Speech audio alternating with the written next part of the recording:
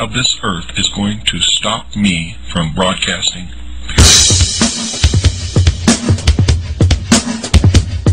I will begin making tapes, and I will make them in the hundreds and distribute them all over this country. And the people who receive those tapes will make tens and hundreds of copies and distribute them also, and we will have an underground radio. Beyond a doubt, I think the work that introduced Bill Cooper to the world has to be Behold the Pale Horse.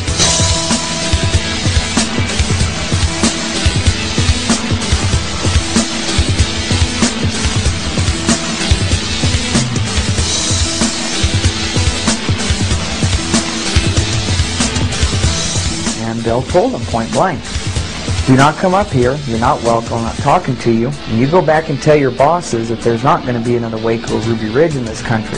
Marty, Scott, this all happened in a little town called Eager, Arizona, which is just on the eastern side of the state of Arizona. It's almost on the border of New Mexico. This is what we know so far. Sheriff's deputies, we understand, were trying to serve some type of arrest warrant on a man by the name of William Cooper. He's also known as Bill Cooper. Do you understand what I'm talking about? What is our common bond truly? Freedom.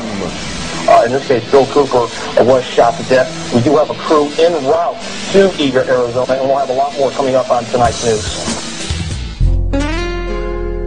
Most people are no better than animals who do not have intelligence because they don't use their intelligence. And to these men who control things behind the scenes, you are stakes on the table by choice and consent, and will always be ruled and manipulated and enslaved by people who do use their brains. Bill hated right-wing, hated left-wing. He hated these labels. He was an American. He believed in the U.S. Constitution. And if you were right-wing, you had an agenda. If you're left-wing, you had an agenda. Bill had no agenda. Bill believed in the Constitution.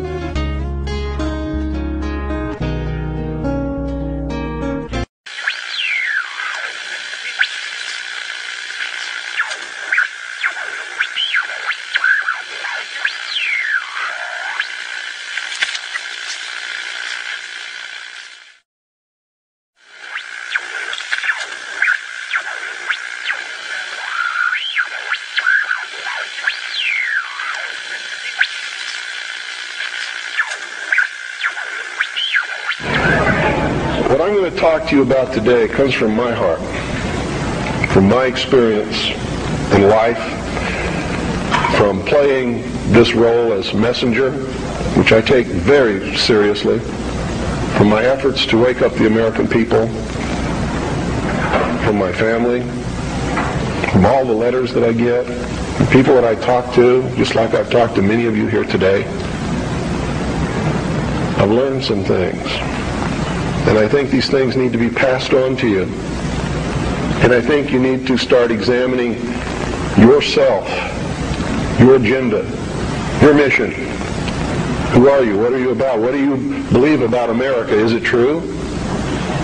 Are you helping to divide us more? Or are you helping to bring us together? Do you really understand what this country is all about?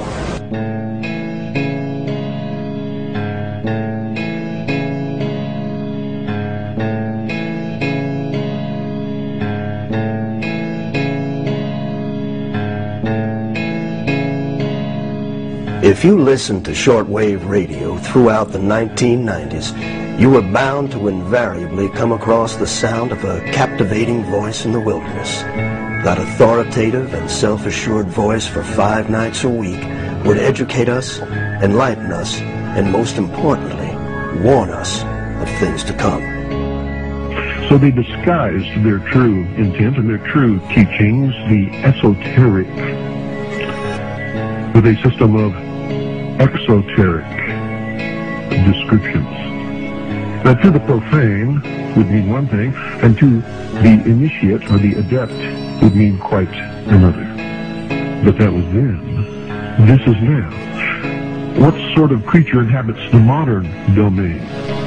Who is the modern man? That voice spoke to us of matters esoteric and exoteric, political and supernatural, scientific and lawful. That voice was world-renowned author, radio show host, and ex-Naval Intelligence Officer Milton William Cooper, otherwise known as Bill Cooper. I was reared in a military family. My father's an Air Force colonel. He's retired now. He was a command pilot. And I traveled all over the world, lived on military bases for most of my life. I was really an indoctrinated individual, you might say. I was as establishment as you could get, as gung-ho, pro-government, pro-America, pro-military. And that's why I went into the military, because that had been so much of my life. I went into the Air Force. I was in the Strategic Air Command for 4 years as an aircraft and missile hydraulic technician. Bill left the Air Force in 1965 to join the United States Navy.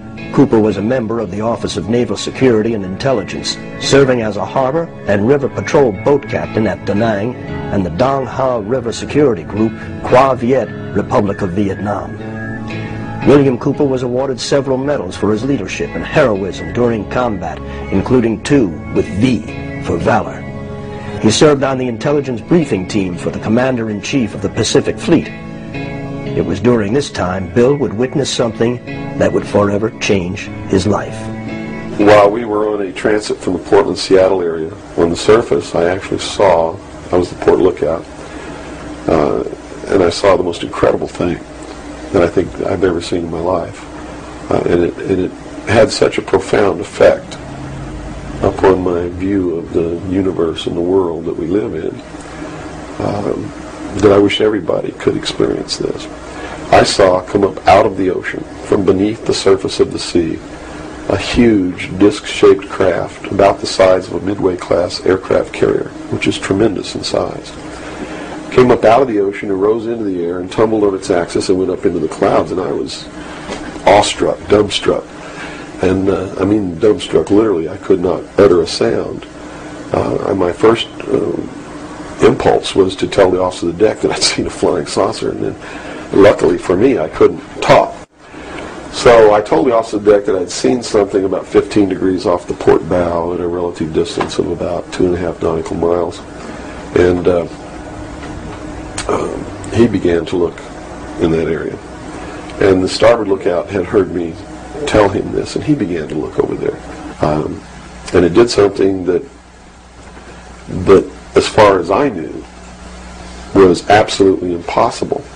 I'd been in the Air Force. I'd worked on the state-of-the-art of our aviation capabilities. And here I was on the deck of a submarine in the conning tower, and I knew what we had to be able to have to go underwater, and I knew that the two were incompatible. Here's something that came from under the water and flew in the air and performed maneuvers, and then came back down and interfaced with the water at tremendous speed and remained intact, which realistically it never touched the water. The water sort of magically opened up in front of it, but something had to interface with that water. Anything that we had that interfaced with the water in that manner would have been disintegrated. It's like hitting a brick wall.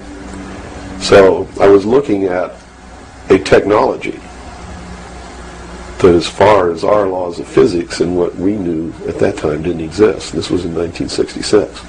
But when we reached Pearl Harbor, we were not allowed to go ashore to go on liberty, even though we didn't have the duty. And about 2 hours after we berthed at the submarine base, a commander from the Office of Naval Intelligence came on board and debriefed each one of us individually in the captain's stateroom. And the ultimate outcome of the debriefing was that we didn't see anything, we didn't hear anything, and we had to read rules and regulations that told us that if we ever talked about what it was that we didn't see, that we could be imprisoned, we could be fined $10,000, we could lose all pay and allowances due or ever to become due. And I learned at that moment that the United States Navy didn't want anybody to know